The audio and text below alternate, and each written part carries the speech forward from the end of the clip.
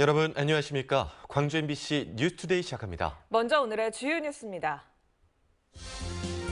대선이 90여일 앞으로 다가오면서 호남 민심을 잡기 위한 여야의 발걸음도 분주해지고 있습니다. 민주당은 집토끼 단속에 공들이는 한편 국민의힘은 수도권의 호남 표심을 파고들고 있습니다. 30분이 지나면 모든 차량에 예외 없이 주차 요금이 부과되는 대학이 있습니다. 주차비 부담에 택배기사들이 온갖 아이디어를 동원하고 있지만 배송 지연으로 이용객들은 불편을 겪고 있습니다. 중흥건설이 대후건설 인수를 위한 본계약을 체결합니다. 인수를 마무리 지으면 중흥건설그룹은 전국 3위의 건설사로 발돋움합니다. 한 아파트 관리업체에서 경비원들의 건강보험료를 급여에서 공제한 뒤 납부하지 않았던 사실이 확인됐습니다. 업체는 전국 200여 개 아파트 단지를 관리하고 있어 전수조사가 필요하다는 지적이 나오고 있습니다. 대선이 약 90일 앞으로 다가온 가운데 여야 대선 후보들이 호남 민심을 잡기 위해 안간힘을 쓰고 있습니다.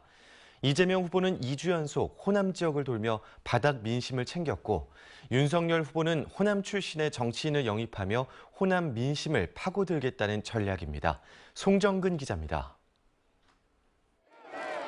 메타버스를 타고 광주 전남을 찍고 전북까지 2주 연속 호남을 방문한 이재명 후보. 민주당에게 보내는 호남 민심이 이전과 같지 않다는 위기감 속에 호남 일정을 늘리는 등 집토끼 단속에 공을 들였습니다. 메타버스가 떠난 이후 호남 민심은 지역 선대위와 현역 의원들이 챙길 예정입니다.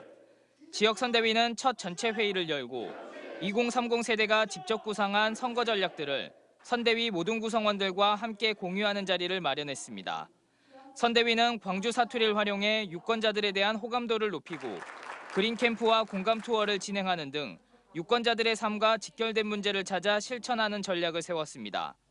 누구라도 어떤 단이라도 우리 당 안에 선대위를 설치하고 대한민국을 위한 목소리를 내실 수 있도록 저희 선대위 안에 열린 선대위의 자리를 마련해 보면 어떨까요? 지역 국회의원들은 정기국회가 끝나는 대로 지역과 중앙을 연결하는 소통 창구 역할을 하는 한편 이재명 후보의 공약을 광주 전남 시도민들에게 알리며 민심을 다질 계획입니다.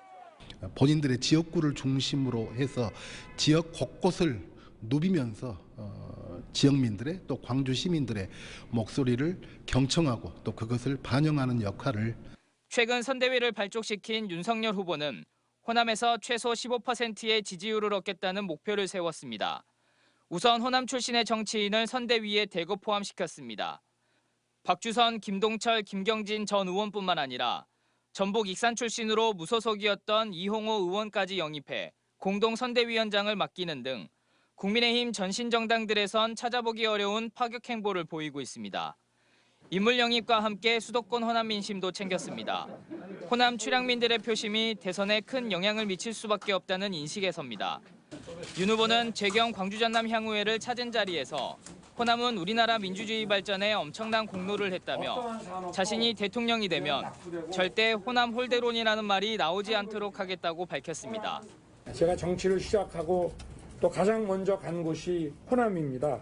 제가 대통령이 되면 절대로 호남 홀대론이라는 말은 아예 나오지를 않도록 할 것입니다. 역대 대통령 선거에서 호남 표심이 똘똘 뭉치면 민주당이 정권을 창출했고 호남 표심이 결집하지 않으면 보수 정당이 정권을 잡는 결과가 나온 만큼 남은 기간 여야 대선 후보들의 호남 민심 잡기가 더욱 치열해질 전망입니다. MBC 뉴스 송정근입니다. 정의당 심상정 대선 후보가 광주를 찾아 대학생들과 만난 자리에서 양당의 기득권을 지키는 대선이 돼서는 안 된다며 자신을 양당 체제 종식의 도구로 써달라고 말했습니다. 조선대에서 대학생들과 만난 심 후보는 30년 양당 정치의 가장 큰 피해자는 청년이라며 자신을 지지해 줄 것을 호소했습니다.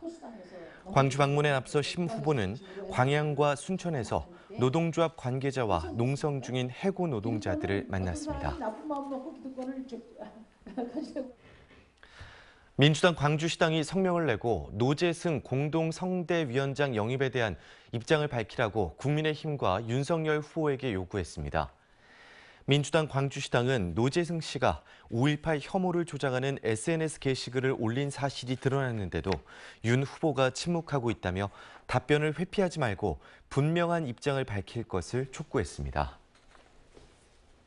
평년 기온을 웃돌면서 비교적 포근한 날씨가 이어지고 있습니다. 특히 낮 동안에는 온화한 햇살이 퍼지면서 초봄처럼 포근합니다. 광주의 오늘 한낮 기온 13도 안팎으로 어제와 비슷하겠고요. 평년 기온을 3, 4도가량 웃돌겠습니다.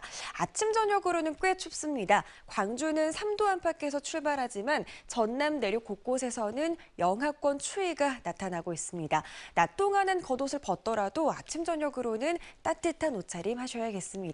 오늘 미세먼지는 많이 해소됐습니다. 광주와 전남의 미세먼지 농도 좋음 수준 보이고 있고요. 당분간 먼지 걱정은 없겠습니다.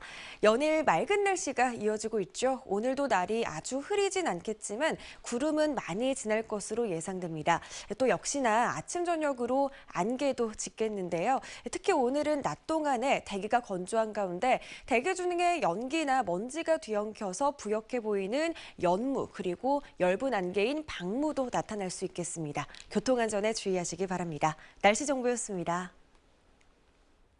택배기사들에게 주차 요금이 강요되는 곳이 있습니다. 바로 광주의 한 대학교인데요.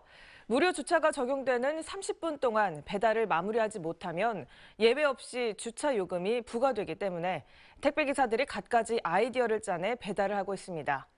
하지만 배송이 지연되는 경우도 발생하고 있어 이용객들이 불편을 겪고 있습니다. 이다현 기자입니다. 광주의 한 대학교 정문 앞 택배 차량이 멈춰서더니 배달기사가 뒷문을 열고 차량 안으로 들어갑니다. 그리고 배달할 물품을 바코드 인식기로 하나하나 읽어내기 시작합니다. 대학 안에 머무는 시간을 조금이라도 줄이기 위해 정문 앞에서 분류 작업을 하는 겁니다. 30분 안에 물건을 모두 배달하지 못하면 정문 밖으로 빠져나갔다가 다시 학교로 들어가기도 합니다. 이 같은 일을 매일 반복하는 이유는 바로 주차 요금 때문입니다. 이 대학에서는 무료 주차가 가능한 30분이 지나면 모든 차량에 예외 없이 주차 요금이 부과됩니다.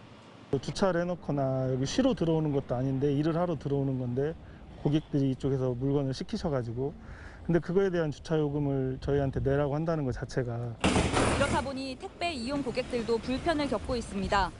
배송 시간을 줄이기 위해 일부 택배 기사들이 물건을 건물 현관이나 택배실에 한꺼번에 내려두기도 하고 배송이 지연되는 경우도 발생합니다. 택을 토요일에 시켰는데 택배가 일요일에 출발을 해서 월요일에 광주에 왔는데 목요일에 배송이 왔어요. 여기. 배달 기사들은 1년에 12만 원의 주차 정기권을 구입해왔지만 석 달 전부터 주차 요금이 2배로 뛰어 부담이 커졌습니다. 개인 사업자라는 이유로 택배 회사나 대리점이 주차 요금을 지원해주지도 않아 한 건당 650원 안팎의 벌이로 주차 요금을 감당하기는 만만치 않습니다. 배달기사들과 학생들의 민원을 받은 대학 측은 뒤늦게 해결 방안을 논의하고 있습니다. 규정 개정도 필요할 부분도 있을 것이고 산하 각 대학에 있는 택배 기사들이 어떻게 요금을 받고 있는지 저희들이 지금 데이터를 수집하고 있는 중이거든요. 그 종합적으로 검토를 해가지고 차량의 종류나 이용 목적을 고려하지 않고 무차별적으로 부과되는 주차 요금. 택배 차량들은 오늘도 대학 정문 앞에 멈춰서거나 30분마다 나갔다 들어가는 일을 반복하고 있습니다. MBC 뉴스 이다현입니다. 월급도 못 받고 부상을 당해도 제대로 치료를 받지 못하고 있다는 여수 서커스단의 사연에 대해 법무부와 노동부가 본격적인 조사에 착수했습니다. 이 서커스단에서 일하다 고향으로 돌아간 단원들의 추가 증언도 이어지고 있습니다. 조희원 기자입니다. 해당 서커스단이 공연을 시작했던 2019년 11월부터 지난해 12월까지 1년 동안 댄서로 일했던 알리나 씨.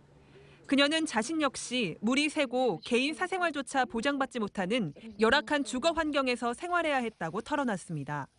특히 공연장 바닥이 미끄러워 부상도 여러 차례 당했지만 개선되는 건 없었다고 말했습니다. Потому что не было возможности на таком скользком полу выступать. И мы писали об этом нашей начальнице, и она говорила, что не придумывайте, там все нормально, там все хорошо. 또 일을 시작한 첫 달부터 보험료라며 월급 중 일부를 가져갔는데 정작 보험에 가입한 서류는 수개월 뒤에 받았다며 의혹을 제기했습니다. Начальница сказала, что мы будем получать 1000, а 100 она будет забирать с первого месяца за страховку. Хотя по факту страхование нам, сама страховка, документ о страховке пришел только спустя полгода. 익명을 요구한 한 전직 단원은 고개를 하다 떨어져서 다리를 심하게 다쳤는데 혼자 병원에 가서 내 돈으로 치료를 받아야 했고 고향으로 돌아가는 비행기 티켓도 직접 사야 했다며 악몽과도 같은 시간이었다고 말했습니다. 또 다른 단원 역시 코로나 상황 이후에는 계약한 월급의 절반도 받지 못했고 월급은 현금으로만 받았다고 설명했습니다. 그리고 월급 통장 카드는 사장이 관리했고 자신은 본 적도 없다고 주장했습니다. 그러면서 지금까지 5곳 이상의 서커스단에서 일했지만 이런 문제는 단 한 번도 없었다고 덧붙였습니다. 한편 여수 출입국 외국인 사무소는 서커스단 사장이 문제 제기를 한 단원들이 숙소를 무단 이탈했다며 제기한 소재불명 신고에 대한 의견 청취 절차에 착수했습니다. 여수고용노동지청도 이와는 별도로 이번 주부터 단원들이 서커스단을 상대로 제기한 임금 체불과 부당해고 건에 대한 조사에 들어갈 예정입니다. MBC 뉴스 조희원입니다. 술자리에서 일어난 폭행 사건을 적극적으로 대응하지 못했다는 지적을 받은 경찰관이 감봉 1개월의 징계를 받았습니다. 광주경찰청은 징계위원회를 통해 품위유지 의무 위반을 이유로 동부경찰서 소속 A경감에게 감봉 1개월 처분을 내렸습니다. A경감은 지난 10월 광주 동구의 한 술자리에서 발생한 일행 간의 폭행 사건에서 피해자 구호 조치를 적극적으로 하지 않았다는 이유로 징계위원회에 회부됐습니다. 대리수술 혐의를 받는 광주 화정동의 한 척추 전문병원 의사와 간호조무사 등 6명이 재판에 넘겨졌습니다. 법조계에 따르면 이들 6명은 지난 2018년부터 10여 차례에 걸쳐 의료 보조 인력이 수술 봉합 처치 등을 하는 이른바 대리수술을 하거나 지시한 혐의로 기소됐습니다. 이들 가운데 의사 2명은 국민건강보험공단의 보험급여와 환자들의 수술 비용을 부당하게 받은 사기 혐의가 추가로 적용됐습니다.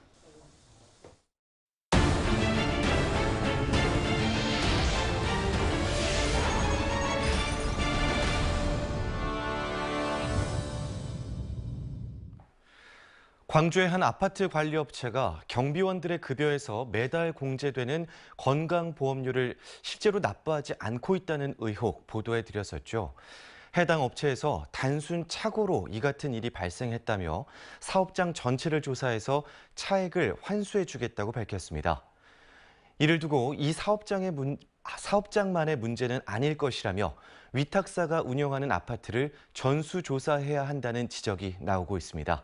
우종훈 기자가 취재했습니다. 광주 광산구 아파트 관리를 위탁받은 민간업체가 직원 급여에서 공제한 건강보험료보다 적은 금액을 공단에 지급한 것은 22개월간 총 400여만 원. 문제는 건보료뿐만 아닙니다. 지난 2019년 12월 한 경비원의 급여에서 장기 요양보험료 명목으로 공제된 건 5,230원.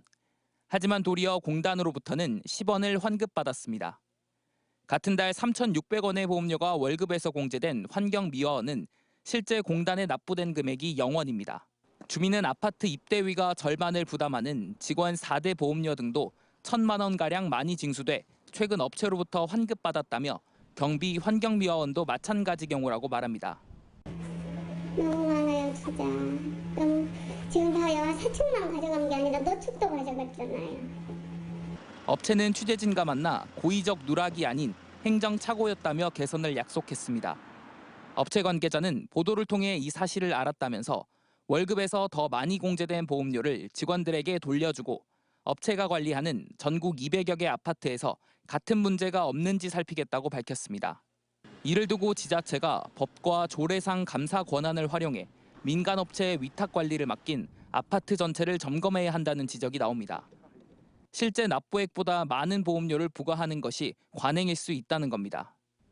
73%의 그 위탁을 다 하고 있는데 한 곳에서 그렇게 했다면, 부정한 행위를 했다면 아마 다른 곳에서 똑같이 하지 않았을까. 노동자와 주민들이 매번 확인하기 어렵다는 점을 이용해 보험료가 눈 먼 돈으로 징수되고 있지는 않은지 조사가 필요합니다. MBC 뉴스 우종훈입니다. 중흥그룹이 대우건설 인수를 위한 최종 본계약을 체결합니다.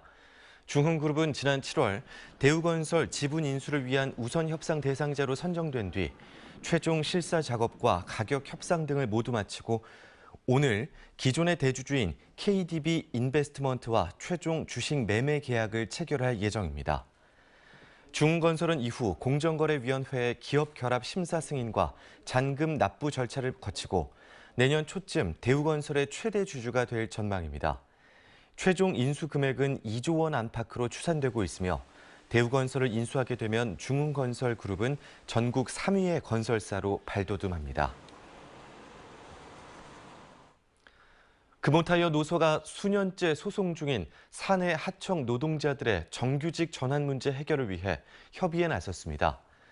금호타이어 노사는 양측의 합의를 이유로 광주고법 민사 2부 심리로 어제 열릴 예정이던 항소심 선고를 연기해 날짜가 내년 1월 12일로 미뤄졌습니다. 금호타이어 노사는 사내 하청 노동자 730명의 직접 고용을 두고 협상을 진행하고 있으며 1심에서는 노동자들이 대부분 승소했습니다. 방역당국이 재택치료를 확대하기로 한 가운데 지금까지 광주에서는 160여 명이 재택치료를 받았거나 치료 중에 있습니다. 광주시에 따르면 누적 재택치료자는 162명으로 이 가운데 100명이 현재는 치료를 마치고 일상으로 돌아갔습니다. 또 재택치료 중에 증상이 악화해 병원으로 이송된 사례는 3명이었던 것으로 나타났습니다. 한편 어제 광주에서는 기존 확진자의 접촉자를 중심으로 확진자 23명이 추가됐습니다. 올해 안에 국제 노선 재개를 기대했던 무안국제공항이 오미크론이라는 복병을 만났습니다. 동남아 전세기를 띄우려던 여행사들도 울상입니다. 문현철 기자가 취재했습니다. 지난 10월 국토교통부가 지방공항의 국제선 재개 일정을 발표하자 무안공항도 바빠졌습니다. 여행사들은 태국과 베트남으로 오갈 항공편 물색과 상품 홍보에 나섰고 전라남도도 관광객 유치와 지원 대책을 세우고 있습니다. 또 방역당국 등 관계기관과 세관, 출입국 검사, 검역, 이른바 공항의 CIQ 운영 재개를 협의했습니다. 이르면 이달 말, 늦어도 다음 달 초에는 무안공항에서 국제선을 다시 띄울 수 있을 거라 모두들 내다봤습니다. 하지만 불청객인 코로나 변이 등장으로 국제선 재개는 기대에서 실망과 불안으로 변했습니다. 전 세계적으로 공항문을 다시 닫고 있는 상황을 여행업계는 크게 우려하고 있습니다. 특히 입국 뒤 자가격리 10일 조치는 치명타라는 지적입니다. 본무를 이루던 국제노선 승인 요청도 모두 중단됐습니다. 우리는 오미크론 나오기 전에는 걱정도 안 했거든, 실은. 그런데 오미크론 나와보니까 지금 걱정이 된 거야. 코로나19 사태로 무안공항에서 국제선이 끊긴 건 지난해 3월. 8개국 15개 국제 노선을 취항했던 무안국제공항이 팬데믹이란 캄캄한 터널을 언제 탈출할 수 있을지 또다시 막연함에 빠져들었습니다. MBC 뉴스 문현철입니다. 여순 사건의 아픔과 역사를 알리는 다크 투어리즘 시티 투어가 운영됩니다. 여수시는 여순 사건 관련 장소를 해설사와 함께 둘러보는 다크 투어리즘 상품을 수요일과 일요일 격주로 진행한다고 밝혔습니다. 여순 사건 다크 투어리즘 시티 투어 코스는 여수 엑스포역을 출발해 손가락총 희생자가 많았던 서초등학교와 14연대 주둔지 등을 돌아보는 일정으로 짜여졌습니다. 광주시 퇴직 공무원 모임인 행정동우회의 이무준 회장이 광주시청 내부 게시판에 올린 입장문을 통해 특정 정치인을 지지하는 등의 정치 활동을 자제하자고 촉구했습니다. 광주 서구청장을 지낸 임 회장은 퇴직 공무원끼리 정치활동단체를 결성하는 건 많은 부작용이 예상되고 특히 전 현직 공무원 사회의 분열과 갈등을 유발할 우려가 크다고 지적했습니다. 이 같은 입장은 최근 퇴직 공무원들이 강기정 전 수석을 지지하는 모임을 결성한 것을 겨냥한 것으로 보입니다. 평년 기온을 웃돌면서 비교적 포근한 겨울이 이어지고 있죠. 특히 낮 동안에는 온화한 햇살이 퍼지면서 마치 초봄처럼 따뜻한 날씨가 이어지고 있습니다. 오늘도 광주의 한낮 기온 13도 안팎으로 어제만큼이나 포근하겠습니다. 낮 동안은 포근하지만 아침 저녁으로는 꽤 춥습니다. 광주의 아침 기온 3도 안팎으로 출발했고요. 전남 곳곳에서는 영하권 추위가 나타나고 있습니다. 출근길 나서실 때는 옷차림 단단히 하셔야겠습니다. 먼지는 많이 해소됐습니다. 광주와 전남의 미세먼지 농도 좋음 수준 보이고 있고요. 내일까지도 대기질은 좋을 것으로 예상됩니다. 하늘 모습 보시면 오늘은 구름의 양이 많겠습니다. 하지만 대체로 맑은 날씨가 이어질 전망입니다. 아침 저녁으로는 안개도 짙겠는데요. 대기가 건조한 가운데 오늘은 낮 동안에도 연무나 방무가 낄 가능성이 있습니다. 교통안전에 주의하시기 바랍니다. 광주의 현재 기온 3도 안팎 보이고 있고요. 장성은 영하권에서 출발했습니다. 한낮 기온 13도에서 14도 안팎까지 오르면서 일교차는 매우 크게 벌어지겠습니다. 해남도 영하권에서 출발해 한낮 기온 14도 안팎까지 오르겠습니다. 곡성 영하 2도 안팎 보이고 있고요. 순천도 영하 2도에 머물러 있는 가운데 한낮 기온은 15도 안팎으로 포근한 날씨가 이어지겠습니다. 바다의 물결은 최고 1m에서 1.5m로 잔잔하게 일겠습니다. 다음 주부터는 아침 기온과 낮 기온 모두 내림세를 보이면서 날이 더 추워질 전망입니다. 날씨 정보였습니다. 이상으로 광주 MBC 뉴스투데이를 마칩니다. 함께해 주신 여러분 고맙습니다. 관광